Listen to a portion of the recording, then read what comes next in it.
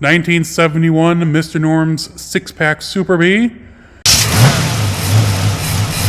1976 Buick Indy Pace car, Free Spirit with T-tops, and a 69 427 4-speed Corvette convertible. All been hanging out they've probably been off the road for, well, that one since 05, but the rest probably 30 years. Okay, starting off with the 71 Superbee. This is a 1971 Dodge Superbee. It is a V code, which means it is a 446 pack. And it was sold new at Mr. Norm's garage. We're pretty sure because that is an original Mr. Norm sticker. But he did have a very brisk used car business, so you never know. We're looking into that. It was someone's hot rod. Has all kinds of cool stuff. Pistol grip 4-speed car. Rally gauge cluster. Bucket seat.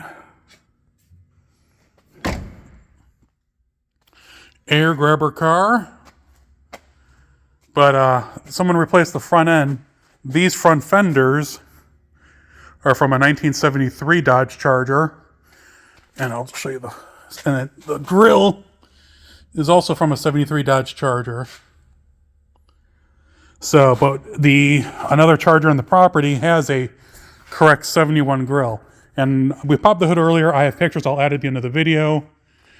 And then next to this is the 1976 Buick Free Spirit Indy Pace Car Edition.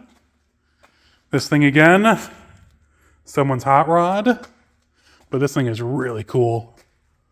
I mean, T-tops in a Colonnade era, Buick Sports steering wheel, automatic.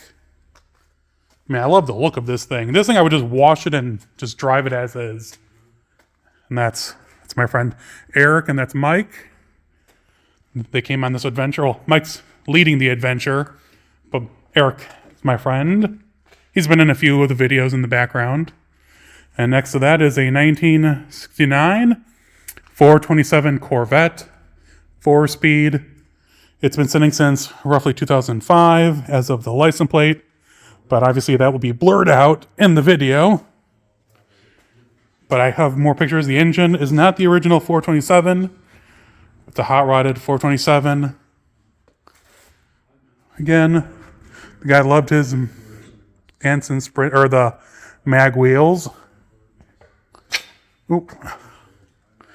You can see that it's been sitting for a while. You know, good old duct tape fixes everything.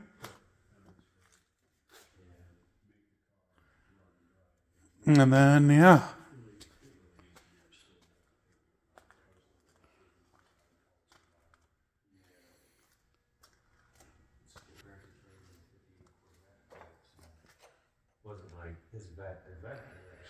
And then interior. Look at that velour interior. That is mint. Oh, and I didn't see velour door panels. And like I said, I have pictures of these cars. Well, not the Buick, but I have pictures of the Corvette and the Mr. Norm's Camaro, or Mr. Norm's Superbee.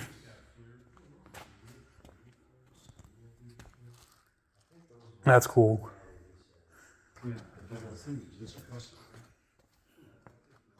And then here we have this hood from a Nova with an LT1. I know that's a factory sticker, at least, someone put on there. But all three of these cars are just really, really neat. I mean, without much issue, you should be able to get them back on the road. And I know the owner has plans to do that. So we'll see what happens. But I'll keep you guys all up to date, and we'll go from there. All right, my friend mentioned that I didn't even notice it. This car has been modified pretty heavily. The rear quarters have been flared out for wider tires and rims. The fronts have. there's no headlight buckets for pop-up, and the hood even isn't, there's no scallops or anything like that. And if you look down here, the headlights are below. So I don't know. We were just talking. We're not sure exactly who made this, but it's really well done. We really didn't know the history on the Corvette. There was no identification on who had done all the customization. The French-in rear spoiler, the hood, the fender flares, no headlight buckets. There was no, mark or tag that we could locate anywhere on the car to give us any sort of hint on who had done it and at what time, but it was really nicely done. We know the car had last started and was driven in 2005, and the numbers on the door and on the VIN, I know they don't tell what engine originally came with, but it did have a 427 in it. Out of all the cars here, though, probably the Buick, which you see here, was the most complete and could more easily be put back on the road. The Corvette needed a little bit of work. The worst of him was the Mr. Norm Superbee. We did contact the guy who has the Mr. Norm paperwork. It is a original sold through Mr. Norm car. It's well optioned. Unfortunately, it's really rusty. This car used to sit out behind a barn in southern southern Wisconsin, but it's really rare. It's a 446 pack, 4-speed, disc brake, air grabber, or ram charger hood Superbee. It doesn't get much better than that, and being a Mr. Norm's car. Hey everyone, Happy New Year. Here we are in 2024. As you see this video, I'm actually recording this New Year's Eve 2023 because I had a trip planned for last week, but unfortunately the weather pushed it back to this week. So tomorrow, I'm going to be driving through central Illinois, looking at a whole bunch of cool cars, and that will be coming up in a series of videos probably sometime this year. But I have a lot more from last year and previous years that are lined up here shortly. And I hope to start working on the green car again. I actually just got for Christmas, it's a pile amplifier, but it's a marine one with Bluetooth.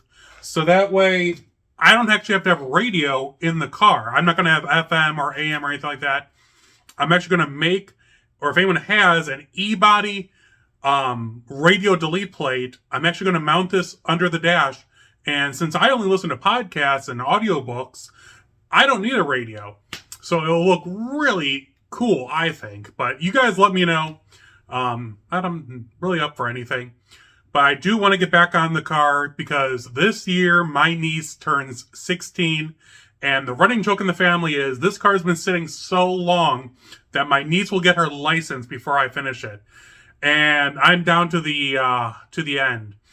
I'm actually going to do a full video on my project car here. I just need to finish putting the rear bumper on and the rear taillights, because that's going to be the end of that video, will be that part done.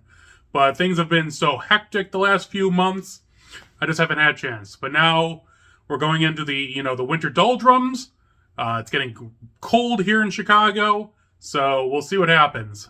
This garage, as you can see, is uninsulated. The garage is the door's uninsulated, and I'm below grade because this is an old garage. So when it snows or rains, it floods. That's why the Challenger, you can't really see it. The Challenger's on dollies, at least a good few inches off the ground, just in case. And so is all my stuff in here. But lots of cool stuff ahead. I'm excited for the things I have lined up. There's a lot of events, a lot of stuff I can't talk about because there's contracts in place. But I hope for many good things in 2024. I hope you and yours have a happy and healthy 2024. I hope 2023 treated you well. If you have any comments or questions, let me know in the comments below or any of my social media. I'm always adding to my travel map, and that's probably another thing I'll do is I'll do a map. I'll do a video on how my travel map works to give you guys an idea. But I'll see you all soon. Stay safe.